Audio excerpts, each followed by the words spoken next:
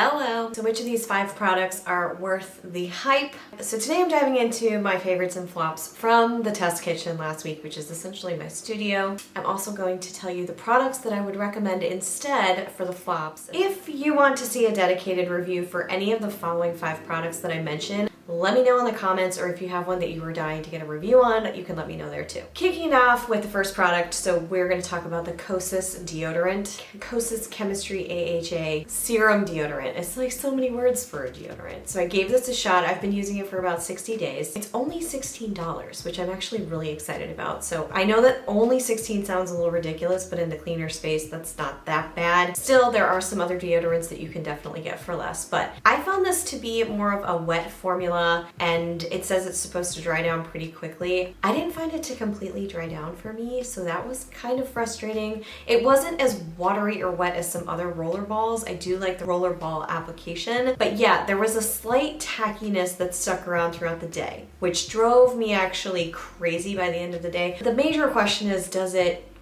get rid of BO? That's what we all want to know. I feel like there was a strong start in the beginning of the day for sure, the first few hours. Still, there was like the slight subtle tackiness thing happening, but by the end of the day, especially when I would work out, it just didn't perform there for me. So I would actually go back to my favorite on this one. If you want to see my favorites, current favorites, you can go to Britt's picks. The link will be below. Out of the thousands that I try, those are all of them on one page right now. It might be changing up soon, so make sure you check it out before it goes away and turns into the next iteration.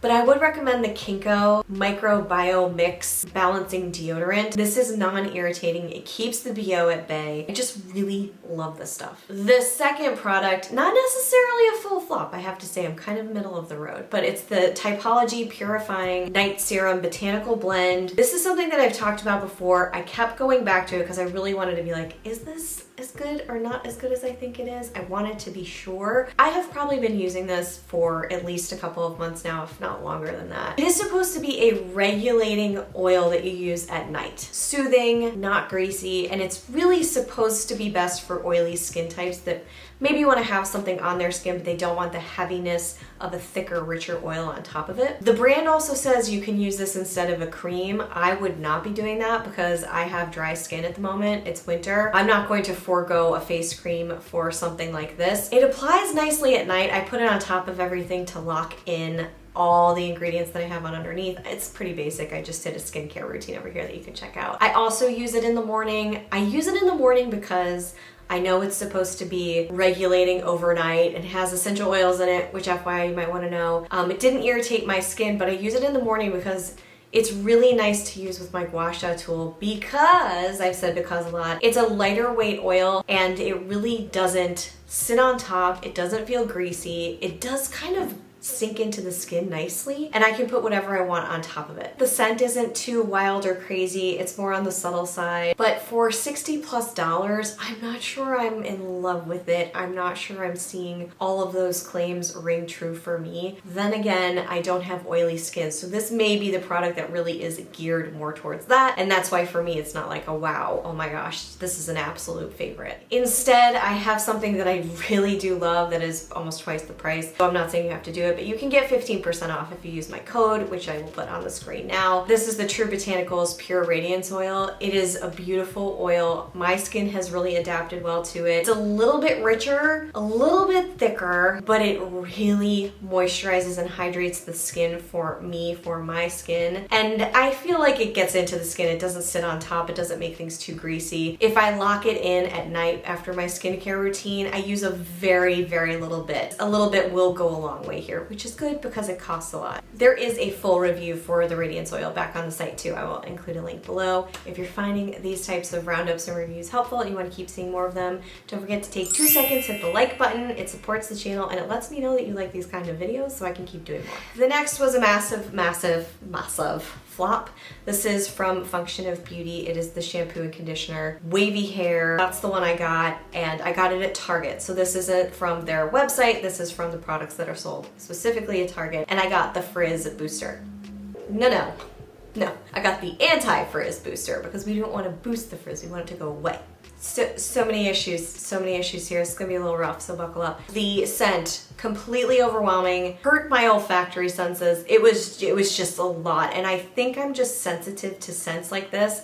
so saccharine and peachy, and it's just, ugh, it's too much. Like, it gave me a headache. I actually had a hard time applying the conditioner. I did reach out to Target and I asked them to disclose what's inside of the fragrance. They had no idea what I was talking about. It made it really complicated to figure out that information at the point of sale. Did I expect Target to know? No. Would I have liked to not have to go to the brand outside of that afterwards? Yeah, I think that should be there for the consumer. I don't like the lack of transparency. On top of that, the shampoo was stripping. It kind of made my hair itchy. Some of the reviews were fantastic. Some of the reviews on there, which I can't verify, so take it with a grain of salt, we're talking about more hair shedding than normal. I used this only a few times, maybe about a week's worth, because I don't wash my hair every day. And I did notice more fallout that quickly. And I haven't changed anything else in the routine. I was using the same hair dryer, the same heat treatment, all of it. So not cool, not good at all for me. I have fine hair and I have a lot of it.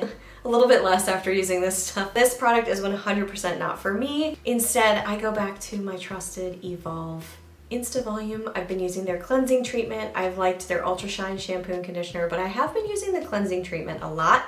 I just use that in the shower and do a leave-in conditioner sometimes, sometimes not. The type of styling tools that I use make a massive difference, but I can see pretty quickly when I use the Evolve cleansing treatment that it does not strip my hair at all. The Function of Beauty absolutely did. And the conditioner was okay, but I just couldn't get beyond that peachy smell. Ugh. Two more, the Skinfix Barrier Plus Triple Liquid Peptide Cream. There are refills available in this guy. This was recommended to me by multiple people, so I was excited to try it. I've mentioned it. I kind of was liking it in the beginning. I think oilier skin types may actually like this a lot because I found it to be a hydrating face cream that wasn't heavy. It didn't sit on the skin. It wasn't greasy at all. Does have hyaluronic acid in it. I feel like pretty much everything has hyaluronic acid in it now. So if you're using something with hyaluronic acid and it's in this and it's in a serum foundation, you get what I mean? Like, it could be hyaluronic acid overkill. This is why I sometimes don't like having this skincare meets makeup, but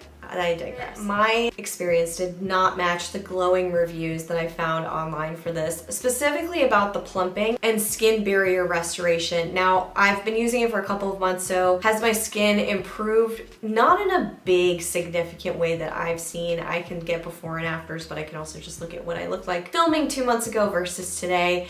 I think I did a good job, but the plumping I did not see specifically, and it calls that out. I actually saw more plumping. There was one day where fine lines were really pronounced. I saw more plumping when I just upped my water intake than I did from using this cream. It's a holistic approach over here, but I wouldn't buy it because I found it to make my skin bounce and be plump. You know what I mean? It was hydrating, it was lightweight, it was really nice. I love the airtight container, I love the refills, but I wasn't loving using it every day and I didn't see massive results. I personally don't think I would buy it again. I'll let you know if that changes. Instead, I really have been loving the Damn Mochi Mochi cream. It's one of my favorites. It's a little bit thicker. No, maybe not. Yeah, a little bit thicker, a little bit richer. Some might find it to be a little bit oilier, has a slicker feel to it, so if you don't like that, then the Skinfix might work better for you. There are no refills available. I can't wait for them to start doing that. They're starting with some other products. I know one of you mentioned it to me, that they're creating some products that are zero waste, I think. I'll check it out for sure, so thank you for that mention. Yeah, I would prefer that one instead, and it's less expensive. The final product, Osea Undaria Algae Oil. I reviewed this a while back. I actually did a short mini review for it. I kind of liked it.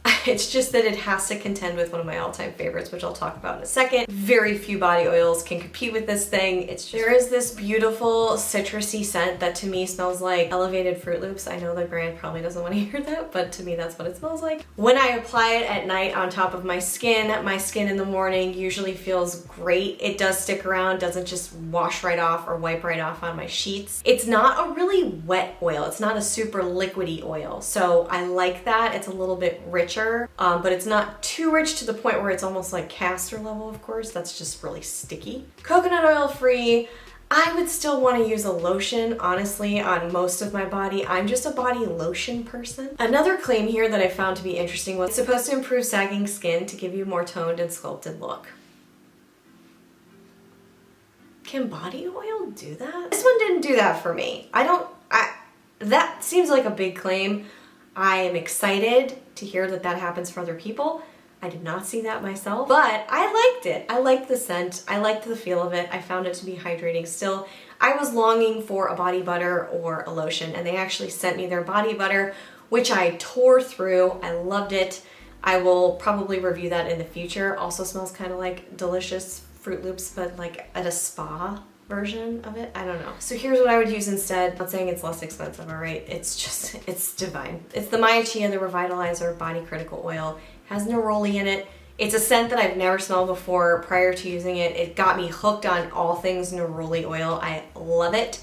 It almost has this fresh scent to it as well, like clean laundry, but with citrus, and oh my god, it's so good. It's different at first, but you get used to it and I am hooked. I actually like to use a body lotion. I'm still trying to find a favorite.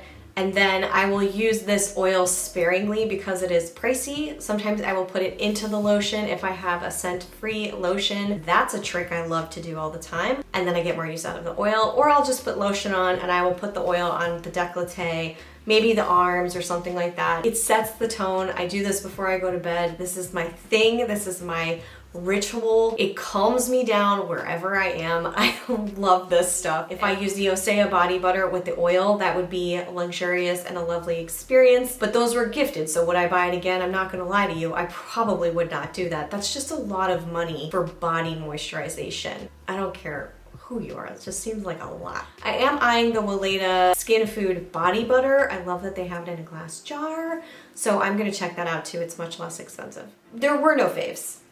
So, I mean, I had semi-favorites. The Typology might move into a high review moment, I think so, on the site, but I'm not sure it's ever gonna be in the favorites. Skinfix could potentially go there.